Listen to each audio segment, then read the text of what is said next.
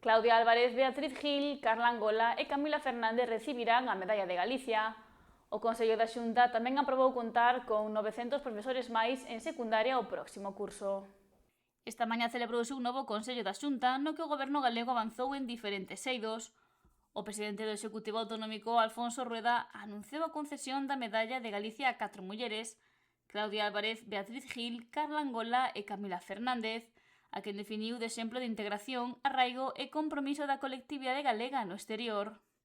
Son 4 medallas. A primeira será para Claudia Álvarez, que é empresaria argentina de origen galega que preside o grupo Álvarez Argüelles Hoteles. É un negocio familiar, iniciou-se en Mar de Plata e agora ten hotéis por diversos puntos de América e, ademais, sigue mantendo un forte vínculo con Galicia. A segunda medalla será para Beatriz Gil, que é fiscal xefe de menores no cantón suizo de Argovia. Mantén unha estreita colaboración co asociacionismo galego na cidade de Zúrich e en toda esa zona e participa activamente en actividades culturais e sociais da colectividade galega.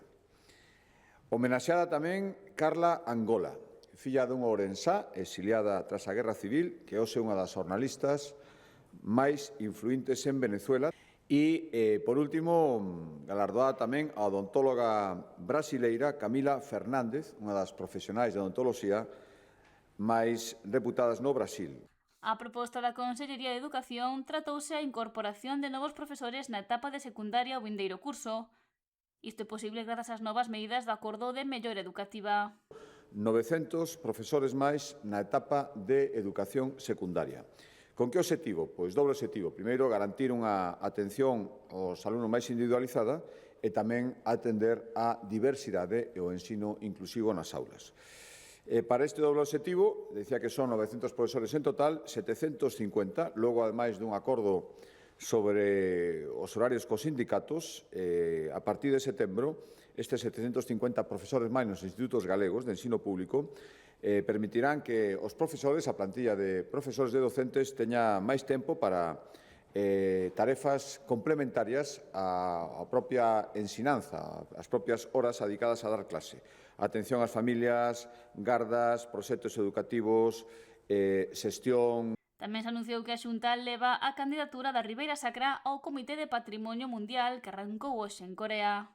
E ao longo destas xornadas están previstas diversas actividades, entre as que destaca, por suposto, a avaliación dos 33 expedientes que aspiran a acadar o máximo recoñecemento patrimonial por parte da UNESCO. A candidatura Ribeira Sacra, Paisaxe da Auga, será a número 29 do total de 33, e tendo en conta que a valoración se empezará a facer dende este próximo venres ata o próximo luns, está previsto que coñezamos a decisión sobre esta candidatura, sobre a candidatura de Ribeira Sacra, entre o domingo 26 ou o luns 27.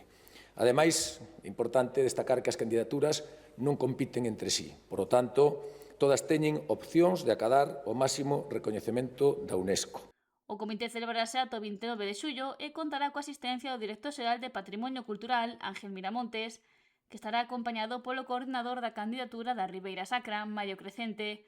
Tamén está prevista a asistencia do embaixador de España ante a UNESCO, Miquel Iceta, así como de representantes do Ministerio de Cultura e de Asuntos Exteriores, Unión Europea e Cooperación.